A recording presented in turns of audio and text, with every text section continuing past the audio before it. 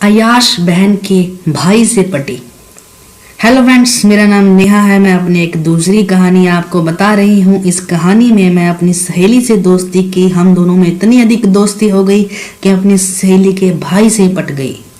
मेरे पड़ोस में एक लड़की रिम्पी रहती है, उसका परिवार भी उसके साथ रहता है। हम दोनों लोग कभी कभी एक दूसरे से बात करते थे। पहले हम दोनों में इतनी कोई खास दोस्ती नहीं थी, सिर्फ नॉर्मल बातें ही होती रहती थी।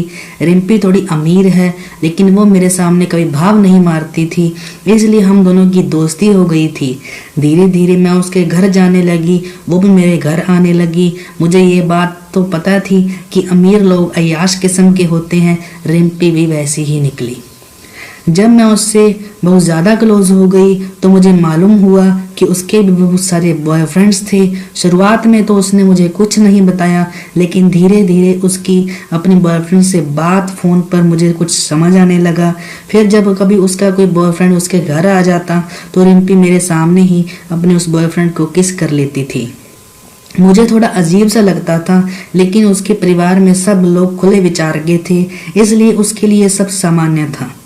अब संगत का असर कब तक नहीं होता, रिम्पी की दोस्ती का असर मेरे ऊपर भी होने लगा। मैं भी रिम्पी के साथ रहते रहते उसके भाई कुलीन से पट गई। हालांकि रिम्पी इस बात से अनजान थी कि उसके भाई मैं कुलीन से बात करती हूँ। कुलीन भी निकम्मा था, लेकिन था बहुत स्मार्ट। वो मुझे पहले दिन से ही लाइन मारता था। मैं रिम्पी के साथ जब भी उसके घर जाती तो वो मेरे सामने बार बार आता था। तो ऐसे ही हम दोनों लोगों की दोस्ती भी हो गई। जब कभी मैं रिम्पी के घर जाती तो वो घर पर ना होती तो मैं कुलीन से बैठकर बातें करने लगती। यदि रिम्पी मुझसे ये कहती कि जब मैं घर पर नहीं थी तो तुम देर तक क्या करती रही, तो मेरे पास उसके पास बैठकर बात करने का एक बहाना ये था कि कुलीन ने कहा था कि तुम बस आने वाली हो, इसलिए थोड़ी देर बैठकर इंतज़ार कर लो। हालांकि ये सब बातें मेरे ही दिमाग में आती थी, जबकि रिम्पी के दिमाग में ये सब नहीं आती थी कि मैं उसके घर में इतनी देर क्यों बैठी हूँ। खैर, आगे चलते हैं। उसके भाई से मेरी बढ़ती नज़दीकियों से अनजान मेरी सहेली रिम्पी अपने बॉयफ्रेंड के साथ ही लगी रहती थी। मैं कुलीन के साथ बात करती रहती थी। हम दोनों में बातें काफ़ी बोल्ड किस्म की भी होने लगी थी। इस बातों में हमारी सेक्सुअलिटी क्वेश्चन भी आने वाला। आप खुद सोचो, जब उसकी बहन अपने बॉयफ्रेंड से में बात करने में लगी हो और मैं उसके साथ ना होकर उसके भाई के साथ बातचीत कर रही हूँ, तो चर्चा में कब तक मसाला नहीं आएगा। यही हुआ। कुलीन भी मुझे रिझाने लगा रहता। मुझे तो शुरू से अय्याश लगता था। एक तो वो हमेशा बियर पीने के लिए बार में जाता था। मैं उससे पूछती थी कि बोलता था तो कभी कभी बियर पीने जाता था, लेकिन कुलीन इतना स्मार्ट था कि मैं उसको पसंद करने लगी थी। तब भी मैं उसकी आदतों को पसंद नहीं करती थी, बाकी उसके अंदर सब कुछ ठीक था। अब हम दोनों आपस में चिपका चिपकी भी करने लगे थे, तो हम जब भी अकेले में मिलते थे वो मुझे गले लगा लेता था। हम दोनों लोग बॉयफ्रेंड गर्लफ्रेंड भी बन गए थे, इसलिए मैं उसका साथ देती थी।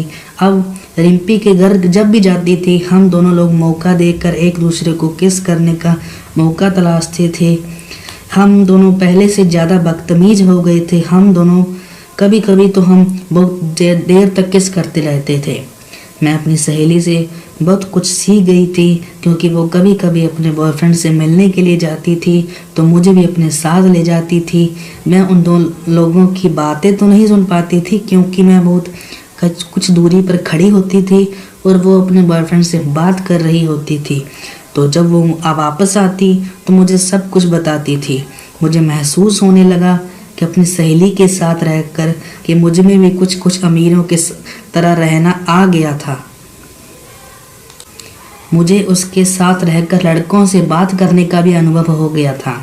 अब तो मैं कभी कभी अपनी सहेली के बॉयफ्रेंड से बात कर लेती थी, लेकिन इतना ख्याल रखती थी कि उसके बॉयफ्रेंड से बात की लिमिट उतनी ही रहे जिससे मेरी सहेली को बुरा ना लगे।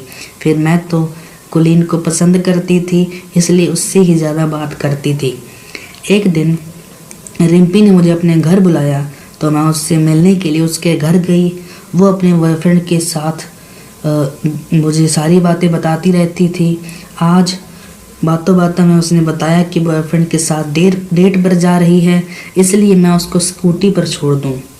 मैं रिम्पी को स्कूटी से एक होटल के सामने छोड़कर आई। उसने मुझे कहा कि मैं इसके बारे में उसके घर वालों को कुछ ना बताऊं। जब भी वो फोन करेगी तो उसको स्कूटी से लेने के लिए आ जाऊं। रिम्पी के मम्मी पापा जॉब करते थे, इसलिए वो बस अपने भाई से बचती थी। मैं उसको उसके भाई से बचाने में सहायता भी करती थी। मैं अपनी सहेली को होटल में छोड़कर आई तो कुलीन ने मुझसे पूछा कि रिम्पी कहाँ है, तो मैंने उसे झूठ बोल दिया कि वो डॉक्टर के पास गई है। तो चूंकि उस घर में सिर्फ हम दोनों थे, तो उसने मुझे अपनी बाहों में ले लिया।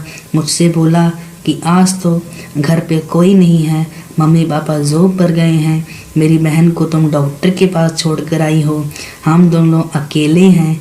आज मैं तुमको बहुत ज़्यादा प्यार करूँगा। मैं तुम्हारे कब से अकेले में ये सब करना चाहता था। मैं और कुलीन एक दूसरे को किस करने लगे। ये सीन था कि मेरी सहेली अपने बॉयफ्रेंड से होटल में मिल रही थी, मैं उसके भाई से घर पर मिल रही थी। हम दोनों किस करते करते एकदम कपड़े भी उतारने लगे। कपड़े उतार कर उसने मुझे बेड पर लेटा दिया और वो हमारा काम शुरू हो गया। काम करते करते उधर मेरी सहेली अपने बॉयफ्रेंड से मिल रही थी, इधर मैं उसके भाई से मिल रही थी। जल्द ही हम फ्री हुए। उधर मेरी सहेली ने मुझे फ़ोन किया, मैं उसको कुछ देर बाद होटल में लेने आ जाऊं। मैंने उसको समझाया कि तुम कुछ देर इंतज़ार करो। इधर कुलीन नहीं मान रहा था, मुझे छोड़ नहीं रहा था। मैंने कुलीन को समझाकर मैं उसके बाद रिम्पी को लेने के लिए होटल में गई। मेरी सहेली भी बहुत खुश लग रही थी। उसको देखकर लग रहा था कि उसने भी आज बहुत ज़्यादा मज़ा किया है। मैं भी अपनी सहेली के भाई से खूब मज़ा किया था। तो सारा दिन मज़ा करने के बाद हम दोनों सहेलियां बाज़ार में गई, एक होटल में जाकर खाना खाया। उसके बाद हम दोनों घर आ गई। इस बीच हम दोनों में इतना अधिक बहनापा सा हो गया था कि मैं कभी कभी अपनी सहेली के घर भी रुक जाती थी, वो भी कभी कभी मेरे घर रुक जाती थी। अब सीन ये हो गया था कि मेरी सहेली जब भी अपने बॉयफ्रेंड से मिलने के लिए होटल में जाती थी तो मैं सहेली के भाई से मिलती थी। आज भी ये सिलसिला चल रहा है। बस कुलीन के सामने उसकी बहन का, रिम्पी का भेद खुल गया है कि वो डॉक्टर के पास नहीं अपने बॉयफ्रेंड से मिलने जाती थी। तो आपको कहानी कैसी लगी कमेंट करके ज़रूर बताइएगा। फेसबुक पर सुन रहे हैं तो सब्सक्राइब करिए, फॉलो करिएगा। यूट्यूब पर सुन रहे हैं तो सब्सक्राइब करिएगा। मेरी बीती काम रहती चैनल से जुड़े रहें, आपको रोज़ रोज़ नई कहानियाँ सुनने को मिलेंगी। धन्यवाद।